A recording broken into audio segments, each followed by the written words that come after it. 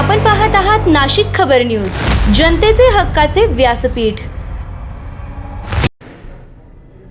नाशिक महानगरपालिकेकडून अपघातग्रस्तांच्या कुटुंबियांना 27 लाखांची मदत, 6 वारसांना धनादेश वितरित। नाशिक महानगरपालिकेच्या उद्यान व वृक्ष प्राधिकरण विभागाच्या वतीने सातपूर येथील दुर्घटनेतील मृतांच्या कुटुंबियांना आर्थिक मदतीचा हात देण्यात आला आहे।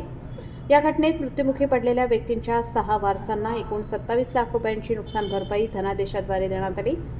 महादेववाडी येथे 11 ऑगस्ट 2025 रोजी धोकेदायक झाडांच्या फांद्या छाटणी करताना झालेल्या अपघातात 5 जणांचा मृत्यू झाला होता, तर 1 जण जखमी झाला होता।